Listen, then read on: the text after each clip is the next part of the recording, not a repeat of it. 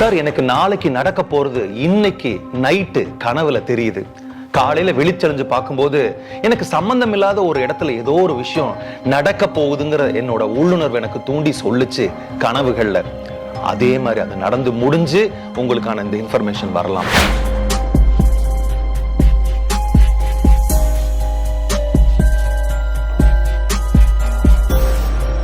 ஏதாவது ஒரு ஆபத்துல மாட்டிக்க போறீங்க, இல்ல ஏதாவது ஒரு விஷயத்துக்குள்ள இடர்பட்ட போறீங்க அப்படிங்கும் போது இல்ல இல்ல இல்ல எனக்கு என்னமோ சொல்லுது, இங்க தப்புன்னு சொல்லுது, வேண்டாம் இங்கிருந்து நம்ம போயிடலாம் அப்படின்னு சொல்லக்கூடியதும் நம்ம மனதோட உள்ளுணர்வு தாங்க.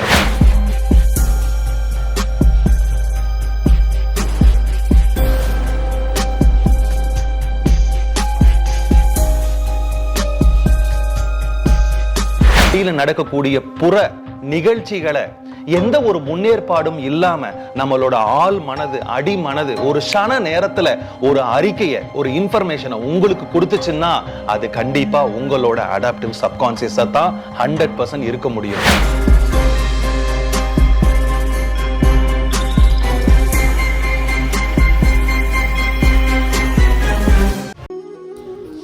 தெளிவு குருவின் திருமேனி காண்டல், தெளிவு குருவின் திருநாமம் செப்பல், தெளிவு குருவின் திருவார்த்தை கேட்டல், தெளிவு குரு ஒரு சிந்தித்தல் தானே. குருவே சரணம். அனைவருக்கும் ஆத்ம வணக்கம். என் பெயர் ஆசாத் குமார். என் ஊர் பரமக்குடி. நான் கோயம்புத்தூர் மே மாதம் 2023 அன்று உறுதியிட்ட தீட்சி எடுத்துக்கிட்டேன். உறுதியிட்ட தீட்சி எடுத்த பிறகு நன்றாக ஒரு மாற்றம் தெரிகிறது. எல்லாரிடையும் அன்பாக பேசுவதும், உதவி செய்யக்கூடிய மனப்பக்குவமும், அன்னதானம் செய்கிறது, இட்லி வாங்கி கொடுக்கறது, சாப்பாடு வாங்கி கொடுக்கறது, இந்த மாதிரி நல்ல நல்ல செயல்களும் செய்யக்கூடிய மனப்பக்குவமும் வந்துவிட்டது. துன்பங்கள் வந்தாலும் அதை ஏற்றுக்கூடிய மனப்பக்குவமும் வந்துவிட்டது. தூங்குல நிம்மதியான தூக்கம் கிடைத்து விட்டது. நன்றாக இருக்கிறது. இப்படிப்பட்ட வாசி யோகத்தை நம் குருஜி இலவசமாக அனைவருக்கும் கற்றுக் கொடுக்கிறார். இதை அனைவரும் பயன்படுத்தி கொள்ள வேண்டும் என்று கேட்டுக்கொள்கிறேன். குருவே சரணம்.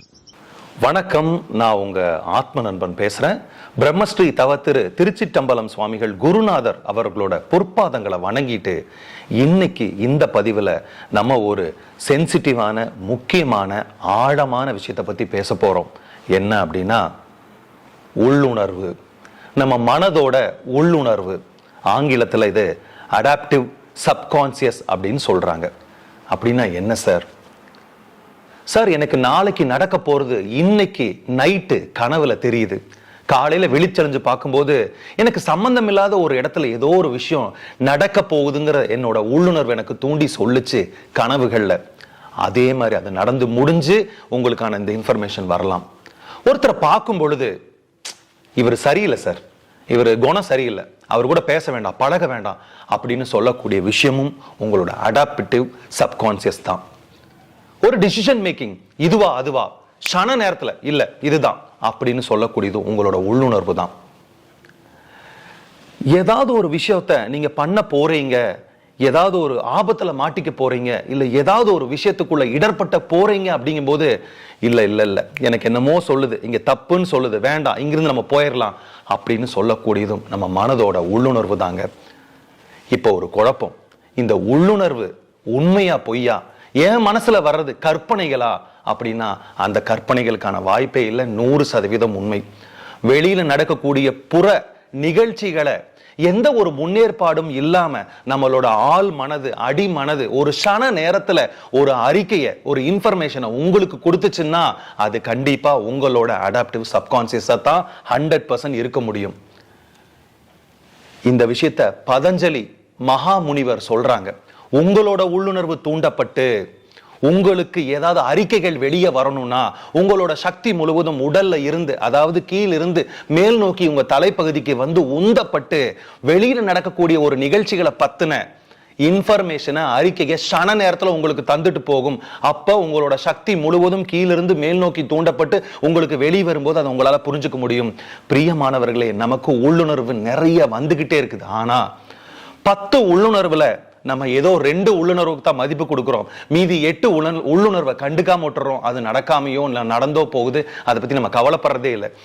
எங்கிட்ட ரீசெண்டா ஒரு சில பேர் வந்து இந்த மாதிரி சொல்லியிருக்காங்க, சார் எனக்கு கனவுகளை நடக்க போறது தெரியுது, இல்லைன்னா அடுத்தது என்ன நடக்க போகுதுன்னு சும்மா உட்கார்ந்து இருக்கும் போது பிரம்ம பிடிச்ச மாதிரி ஆயிருது, அப்ப எனக்கு அது தெரிவிக்கப்படுது, அறிக்கைகளா வெளியே வருது அப்படின்னு சொல்றதை நம்ம கேள்விப்பட்டிருக்கிறோம். இதுதான் உள்ளுணர்வு. பிரியமானவர்களே, வரலாற்று பக்கத்தையும் சரித்திர பக்கத்தையும் கொஞ்சம் புரட்டி பார்த்தோம்னா நமக்கான உள்ளுணர்வு சரிங்கிறதுக்கான ஆதாரங்கள் எக்கச்சக்கமா இருக்குது. கலிபோர்னியா மாகாணத்துல ஒரு பெண்மணி ஒரு மியூசியத்துக்கு வந்து உலக புகழ் பெற்ற கிறிஸ்து பிறப்பதற்கு முன் இந்த உலகத்திலேயே பிரசித்தி பெற்ற 200 சிலைகள் மட்டும்தான் இருக்கக்கூடிய குரோஸ் அப்படிங்கிற சிலைவை விட்டுட்டு போகிறதுக்காக வர்றாங்க, அதாவது சேல் பண்றதுக்காக வர்றாங்க. அந்த குரோஸ்ங்கிற சிலை என்னன்னா ஒரு நிர்வாண சிலை, ஒரு ஆண் நிர்வாணமா நின்றுட்டு இருக்கிற மாதிரி சிலை. இது கிறிஸ்து பிறப்பதற்கு முன்பா இருந்த சிலை, அது ரொம்ப பொக்கிஷமா கருதப்படுற சிலை. அந்த சிலையை விற்கிறதுக்கு ஒரு பெண்மணி வர்றா கலிபோர்னியா மாகாணத்துல. அந்த மியூசியத்துக்காரங்க அந்த சிலைவை 14 மாதங்கள் வந்து ஆய்வு பண்றாங்க. அந்த சிலை உண்மையா பொய்யா, இந்த அம்மா சொல்றது உண்மையா பொய்யா, அந்த ஆவணங்கள் உண்மையா பொய்யான்னு. பிரியமானவர்களே, நல்லா புரிஞ்சுக்கோங்க, 14 மாதங்கள் எடுத்ததுக்கு அப்புறம் அந்த சிலையை வாங்கலான்னு ஒரு முடிவுக்கு வர்றாங்க. இதுக்கு இடையில இத்தாலியிலிருந்து வரக்கூடிய ஒரு ஆராய்ச்சியாளர், சிலைகளை பத்தின ஆராய்ச்சியாளரும் இன்னொரு இடத்துல அருங்காட்சியகம் வச்சிருக்கக்கூடிய ஒரு பெண்மணியும் அந்த கலிபோர்னியாவுக்கு அந்த இடத்துக்கு வர்ற மாதிரி ஒரு சூழ்நிலை ஏற்பட்டது. இந்த ஆணும் இந்த பெண்ணும் இத்தாலியிலிருந்து வந்தவங்க இந்த குரோஸ் சிலைவை 5-6 செகண்ட் கவனிச்சு அவங்க உள்ளுணர்வு தூண்டப்பட்டு ஒரு விஷயத்தை டிக்ளேர் பண்றாங்க மியூசியத்துக்காரங்கிட்ட. என்ன அப்படின்னா, அந்த நகக்கண்ணில் இருக்கக்கூடிய நெகமும் அந்த உடல் இருக்கக்கூடிய நளினங்களையும் பார்த்து இது கண்டிப்பா உண்மையான சிலையா இருக்காது, இது போலி சிலைங்கிறத 5-6 செகண்ட்ல டிக்ளேர் பண்ணிட்டு போயிடுறாங்க. இந்த கலிபோர்னியால இருக்கக்கூடிய மியூசியத்தில் இருக்காருங்க, இந்த எக்ஸ்பர்ட் சொல்லக்கூடிய அந்த உள்ளுணர்வை பரிசோதிக்கிறதுக்காக இந்த சிலைவை ஏதென்ஸ் நகருக்கு மறுபடியும் அனுப்பி வைக்கிறாங்க. அனுப்பி வச்சதுக்கு அப்புறம் மறுபடியும் திடுக்கிடும் தகவல்கள் வருது. அந்த பெண்மணி கொடுத்த எல்லா தகவல்களும் ஆவணங்களும் பொய், இந்த சிலை போலின்னு. பிரியமானவர்களை, நல்லா ஒரு விஷயத்த நினைச்சு பாருங்க. ஒரு சிலையை ஊர்ஜிதப்படுத்துறதுக்கு 14 மாதங்கள் எடுத்துமே சரியான நிலையில ஊர்ஜிதப்படுத்த முடியாத அந்த சூழ்நிலையில ஒரு மனிதனோட, ஒரு பெண்மணியோட 5-6 செகண்ட்ல உள்ளுணர்வு தூண்டப்பட்டு சொல்லக்கூடிய அறிக்கைகள் எப்படி சாத்தியமாகுது? கொஞ்சம் சயின்ஸ் பக்கம் போலாம். உலகத்திலே பிரசித்தி பெற்ற ஒரு விஞ்ஞானி அமெரிக்கால வாழ்ந்து வர்றாரு. அந்த விஞ்ஞானியை பார்க்கணும்னு ரொம்ப ரொம்ப ஆசைப்பட்ட எட்வின் ஒரு சாதாரண ஒரு குடியானவனுக்கு பிறந்தவர். அந்த விஞ்ஞானி பார்க்கறதுக்காக ரொம்ப சிரமப்பட்டு கஷ்டப்பட்டு, கையில 5 பைசா கூட கிடையாது, ரயில்ல வித்தவுட்ல இருந்து டிராவல் பண்ணி அந்த விஞ்ஞானியோட அந்த ஆய்வு கூடத்துக்கு வந்து முன்னாடி நிக்கிறாரு. இந்த விஞ்ஞானி யாருங்கிறத நான் அப்புறம் சொல்றேன். அங்க இருக்கிறவங்க எல்லாம் பார்த்து நீங்க யாருங்க, யாரை பார்க்கணும்னு கேட்டா அந்த விஞ்ஞானி பேர் சொல்லி நான் அவரை பார்க்கணும், அவரு கூட நான் பார்ட்னரா சேரணும்னு சொல்றாரு. அங்க இருக்கக்கூடிய எல்லாரும் இவரோட கந்தல் துணியை பார்த்துட்டு சிரிச்சு ஏளனம் பண்றாங்க, சிரிக்கிறாங்க, அவரை கேலி கூத்தாடுறாங்க. நீ அந்த விஞ்ஞானிக்கு பார்ட்னரா சேர போறியா, போப்பா போய் போற வேலை இருந்தா பாருப்பான்னு ரொம்ப கேலி பண்றாங்க. அப்ப அந்த விஞ்ஞானி தன்னோட வீட்டு வாசலுக்கு வெளியில வந்து இந்த எட்வினை பாக்குறாங்க. பார்த்த 2-3 செகண்ட்ல எட்வின் உள்ள வாங்கன்னு கூப்பிடுறாங்க. அந்த விஞ்ஞானி வேற யாரு மேல, உலக புகழ் பெற்ற தாமஸ் ஆல்வா எடிசன். பின் நாட்கள்ல அந்த எட்வினை தாமஸ் ஆல்வா எடிசன் அவர்கள் பார்ட்னரா சேர்த்துக்கிட்டு அவருக்கு ஒரு காப்பிங் மிஷின், என்னமோ ஒரு மிஷினை இன்வென்ட் பண்றாரு, கண்டுபிடிக்கிறார். அந்த மிஷின் சரியா விலை போகவே இல்லை. இந்த எட்வின் அவர்கள் தான் தன்னோட புத்தி உபயோகப்படுத்தி அந்த மிஷினை ரொம்ப அதிகமா உலக புகழ் பெற்று வித்து கொடுத்தாரு. ஒன் ஆஃப் த பார்ட்னராகவும் ஆயிருக்காரு. ரொம்ப நாள் கழிச்சதுக்கு அப்புறம் பத்திரிகையாளர்கள் நம்ம தாமஸ் ஆல்வா எடிசன் கிட்ட கேட்கறாங்க, எங்கேயோ இருந்து வந்த ஒரு மனிதனை ஆல் ஆஃப் சடன் நீங்க டக்குன்னு எப்படி எடுத்துக்கிட்டு உங்க பார்ட்னர் ஆக்குனீங்க, அவரும் இந்த டிக்டேட்டிங் மெஷினை வந்து இந்த அளவுக்கு வித்து சாதனை பண்ணிருக்காரு, எப்படி, எந்த விஷயம் உங்களை தூண்டுச்சுன்னு சொன்னதுக்கு தாமஸ் ஆல்வா எடிசன் சொன்ன ஒரே ஒரு பதில் என்ன அப்படின்னா, அவரை பார்த்த அந்த க்ஷண பொழுதுல என்னோட உள்ளுணர்வு சொல்லுச்சு, இவரு கண்டிப்பா சாதிப்பாரு, இவர்கிட்ட என்னமோ ஒரு விஷயம் இருக்குதுன்னு சொல்லியிருக்காங்க. பிரியமானவர்களே, நமக்கும் ஏதாவது ஒரு சூழ்நிலை நம்ம மாட்டிக்கும் போது நம்மளோட கான்சியஸ் மைண்ட், நல்லா புரிஞ்சுக்கோங்க, நம்ம விழிப்புணர்வோடு இருக்கக்கூடிய கான்சியஸ் மைண்ட் மறைஞ்சு நம்ம சப்கான்சியஸ் மைண்ட் ஆக்டிவேட் பண்ணி தூண்டப்பட்டு அங்கிருந்து சேகரிக்கப்பட்ட திறக்கப்பட்ட தகவல்கள், இன்ஃபர்மேஷன்ஸ், அறிக்கைகள் நம்மளோட மனசு வழியா நமக்கு வெளியில வந்து சேரும். அது அந்த நிகழ்வை தடுக்கிறதுக்காகவா இருக்கலாம், இல்ல அந்த நிகழ்வை நடத்துறதுக்காகவும் இருக்கலாம். நம்ம அதை ப்ராப்பரா கண்டுபிடிச்சு செயல்படுத்தணும். சார் இப்ப நீங்க வரலாற்று நிகழ்வு சொல்றீங்க, சயின்ஸ் நிகழ்வு சொல்றீங்க, என்னோட உள்ளுணர்வு சரியா தப்பா நான் எப்படி சார் கண்டுபிடிக்கிறது அப்படின்னா, எவ்வளவு நாளுங்க நம்ம உடம்போட பேசியிருக்கோம், உடம்போட ஒத்துழைக்கிறோம், உடம்ப கவனிக்கிறோம். 24 மணி நேரத்துல ஏதோ ஒரு அரை மணி நேரம் 1 மணி நேரம் தியானங்கள்ல ஈடுபடுறோம், யோகால ஈடுபடுறோம், இல்லைன்னா வேற ஏதாவது சாதனைகள் ஈடுபடுறோம். நமக்கு எப்பவெல்லாம் டைம் கிடைக்குதோ, ஓய்வு நேரம் இருக்குதோ, நம்ம உடலை தளர்த்தி நம்ம மனசை ஆசுவாசப்படுத்தி வெறுமனே உட்கார்ந்து அது என்னதான் நம்ம கிட்ட பேசுது, என்ன சொல்ல வருது, இந்த உடல் மொழி கேட்டு உடலுக்கு நம்ம ஏதாவது வேலை செய்யறோமாங்கிறத ரொம்ப கவனிச்சு கூர்மையா பார்க்கணும். நம்ம எண்ணங்களை கவனிக்கணும். அந்த எண்ணங்கள்ல ஏதாவது அது அறிக்கை மாதிரி வெளியில தள்ளுதா, ஏதாவது ஒரு டிசிஷன் மேக்கிங் அது உதவுதா, இல்ல நம்மள ஏதாவது திசை திருப்பு பாக்குதா அப்படிங்கிற விஷயமே நம்ம கண்டுபிடிக்கிறதுல தான் இருக்கு. பிரியமானவர்களே, நல்லா ஒரு விஷயத்தை ஞாபகம் வச்சுக்கோங்க. இப்ப நீங்க எங்காவது ஒரு இடத்துல மாட்டிக்கிட்டீங்கன்னு வச்சுக்கோங்களேன், அப்ப கண்டிப்பா உங்க கவனம் எல்லாம் உங்க உடம்புக்குள்ள போகும், கவனம் எல்லாம் உங்களோட மனதுக்குள்ள போகும், நீங்க யோசிக்க ஆரம்பிப்பீங்க. அப்பதான் நம்மளோட சப்கான்சியஸ் மைண்டு நமக்கு ஏற்கனவே இருக்கக்கூடிய தகவல்கள், இன்ஃபர்மேஷன்ஸ், அறிக்கைகள் எல்லாம் அப்பதான் வெளியில வரும். அதை சரியான விகிதத்துல பயன்படுத்தணும்னா கண்டிப்பா நம்மளுடைய உள்ளுணர்வு 100% சரியா இருக்கும். இப்படித்தான் இயேசு கிறிஸ்து அவர்கள் வாழ்ந்த காலத்துல சூஃபி ஞானிகள் மத்தியில நிலவக்கூடிய கதை இது. அந்த இயேசு கிறிஸ்துவோட காலகட்டத்தில் அவர் ஒரு மரணத்தை உயிர்த்துல வச்சிருக்கிறாரு. அப்புறம் மீன்களை 2 மீன்களை எத்தனையோ மீன்களாகவும் எத்தனையோ ரொட்டி துண்டுகளாகவும் மாத்தி இருக்கிறாங்க. இது மட்டும் இல்லாம நம்ம ஷீரடி சாய்பாபா அவர்கள் சாப்பாட்டை அதிகப்படுத்தி இருக்கிறாங்க. எத்தனையோ நபர்களுக்கு உடம்பு சரியில்லை அவங்களுக்கு சரிப்படுத்தி இருக்கிறாங்க. நம்ம சிவானந்த பரமஹம்சர் அப்பா நாகூர் தர்கால் நடந்து போகும்போது ஒருத்தரோட யானைக்கால் வியாதிவை மண் எடுத்து இப்படி தள்ளி விட்டு அவர் மேல பூச சொன்னது அது சரியா இருக்குது.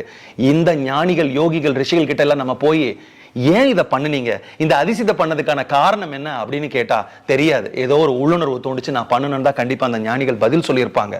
பிரியமானவர்களை, நான் ஏன் இந்த விஷயத்தை இப்படி அறுதிட்டு நான் சொல்றேன் அப்படின்னா, அந்த க்ஷண நேரத்துல வெளியில நடக்கக்கூடிய நிகழ்ச்சிகளுக்கு ஒத்திசைவான சில அறிக்கைகள் க்ஷண பொலத்துல போறக்கூடிய அந்த நேரத்துல நம்ம கான்சியஸ் மைண்ட்ல இருந்து சப்கான்சியஸ் மைண்டுக்குள்ள போகும் பொழுது அந்த நிலையில்லா தன்மையை யார் ஒருத்தங்க பேலன்ஸ் பண்ணி நின்னு கவனிக்கிறாங்களோ அவங்களுக்கு அந்த சப்கான்சியஸ் மைண்டு கொடுக்கக்கூடிய அந்த அடாப்டிவ் சப்கான்சியஸ் இன்ஃபர்மேஷனை கரெக்டா பிரத்யோகப்படுத்த முடியும்.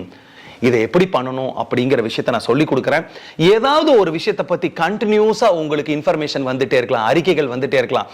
இப்போ நீங்க தூங்குறீங்க, ஏதோ ஒரு பக்கத்து 2 வீதி தள்ளி இருக்கக்கூடிய ஒரு கோயில்ல ஒரு சிலை திருட்டு போற கனவு கண்டுட்டீங்க. காலையில எந்திரிச்சு பாக்குறீங்க, சாயந்தரம் உங்களுக்கு நியூஸ் வருது அங்க சிலை திருட்டு போயிருச்சுன்னு. இந்த விஷயம் உங்க உள்ளுணர்வுல உங்களுக்கு வெளிப்பட்ட விஷயமா இருக்கும். சரி, இப்ப நீங்க நினைச்சுக்கிறீங்க, இப்ப மறுபடியும் தூங்க போகும்போது இன்னைக்கு பக்கத்து வீட்டுக்காரருக்கு என்ன நடக்கும், நாளைக்கு என்ன நடக்கும்னு எனக்கு சொல்லு பிரபஞ்சமேன்னு சொல்லிட்டு நீங்க படுத்தீங்கன்னா அது உங்களை ஏமாத்திரும். ஏன்னா நீங்க வலுக்கட்டாயமா கொடுக்கக்கூடிய எந்த ஒரு விஷயத்துக்கும் உங்களோட உள்ளுணர்வு வேலை செய்யாது.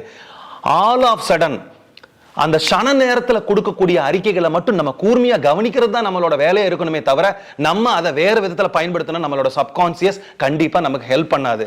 பிரியமானவர்களே, சூஃபி காலத்துல இயேசு கிறிஸ்துவ பத்தின இந்த கதையும் ரொம்ப ரொம்ப புகழ் பெற்று இருக்குது. என்ன அப்படின்னா, இயேசு கிறிஸ்து அவர்கள் உயிர் தலை வச்ச தெரிஞ்சுக்கிட்ட 2 மனிதர்கள் என்ன பண்றாங்கன்னா, இவர்கிட்ட எப்படியாவது இந்த வித்தையை கத்துக்கணும் அப்படின்னு வர்றாங்க. அப்ப இயேசு கிறிஸ்து அவர்கள் சொல்றாங்க, நான் இன்னொரு உயிரை உயிர்ப்பிக்கிறது கலையை கத்துக்கு தர்றதை விட உங்களை சாகா வரத்துக்கான விஷயத்தை நான் கத்துக் கொடுக்குறேன், அதை கத்துக்கலாமேன்னு சொன்னதையும் அவங்க ஒத்துக்கவே இல்லை. இல்ல, எனக்கு நீங்க இன்னொரு உயிரை எழுப்பிக்க கூடிய கலையை மட்டும் கத்துக் கொடுங்க, எங்களுக்கு அது வேண்டாம்னு சொல்லி நாங்க அதை வச்சு பிரயோகப்படுத்திக்கிறோம்னு சொல்லி இயேசு கிறிஸ்து அவர்களை கட்டாயப்படுத்தி அந்த கலையை கத்துக்கிறாங்க. இயேசு கிறிஸ்து அவர்கள் கிட்ட கத்துக்கூடிய அந்த கலையை கத்துக்கிட்டு அவங்க ரொம்ப கர்வமா தன்னோட பயணத்தை நோக்கி போகும்போது இதை எப்படியாவது பிரயோகப்படுத்தணும் அப்படின்னு நினைச்சிட்டு பர்பஸ்ஃபுல்லா உள்ளுணர்வு நெகட்டிவா தூண்டப்பட்டு அந்த இடத்துக்கு போய் ஒரு பாலைவனத்தை கடக்கும் போது அங்க எலும்புகள் அடுக்கி இருக்கிற மாதிரி பாக்குறாங்க. அந்த இடத்துல பார்த்துட்டு இந்த எலும்பு கூடுக்கான உருவம் எழுந்து எங்க பக்கத்துல வரணும் அப்படின்னு அந்த மந்திரத்தை உபயோகப்படுத்துறாங்க. அன்பார்ச்சுனேட்லி அந்த எலும்பு ஒரு சிங்கத்தோட எலும்பா இருந்து சிங்கம் உயிர் தெளிந்து அவங்க 2 பேரையும் அடிச்சு சாகடிச்சுதா. இது ஒரு கற்பனை கதையா இருக்கலாம், உண்மையா நடந்திருக்கலாம், என்னன்னு தெரியல. ஆனா நம்மளோட உள்ளுணர்வை பாசிட்டிவா வச்சுக்கணும். நம்ம கொடுக்கக்கூடிய விஷயங்களை நான் இதுக்கு தான் பயன்படுத்துவேன் அதுக்கு தான் பயன்படுத்தணும் டைவர்ட் பண்ணா கண்டிப்பா ஃபெயிலியர் தான் வரும். அதனால பிரியமானவர்களே, நான் சொல்லக்கூடிய ஒரு பயிற்சியை மட்டும் பண்ணுங்க. எப்பவெல்லாம் நேரம் கிடைக்குதோ உங்க உடலோட இடுங்க, உங்க உடலோட தொடர்பு படுத்தி இருக்குங்க, அதோட எண்ணங்களை கவனிங்க, வாட்சரா இருங்க, கவனிப்பாளரா இருங்க, ஒரு பார்வையாளனா இருங்க. உங்க உடலோட அந்த இருதயத்தோட சத்தம் கேட்கும், மூச்சு போயிட்டு வரக்கூடிய அந்த சத்தம் கேட்கும். உடல்ல நரம்புகளோட ரத்த ஓட்டங்கள் உங்களுக்கு கேட்க ஆரம்பிக்கும். இந்த மாதிரி விஷயங்களை படிப்படியா வளர்த்து கொண்டு வரும்போது நம்ம உடலும் நம்மளோட மனமும் ஒருங்கே இருந்து ஒரு ஃப்ரீக்வன்சில வரும்போது நம்மளோட கான்சியஸ் மைண்டு கீழே சப்கான்சியஸ் மைண்டுக்கு போய் அந்த அறிக்கைகளை வெளியிடும்போது நம்ம கவன குவியலை வச்சோம்னா கண்டிப்பா 100% அடாப்டிவ் சப்கான்சியஸ் நமக்கு ஒர்க் பண்ணி அதை ப்ரெடிக்ட் பண்ணி நம்ம ஒரு விஷயத்திலிருந்து தப்பிச்சு நம்மளை காப்பாத்திக்க முடியும். அப்படிங்கிற ஒரு நல்ல விஷயத்தை சொல்லிட்டு இன்னொரு நல்ல சந்தர்ப்பத்தில் உங்களை நான் சந்திக்கிறேன். நன்றி, வணக்கம்.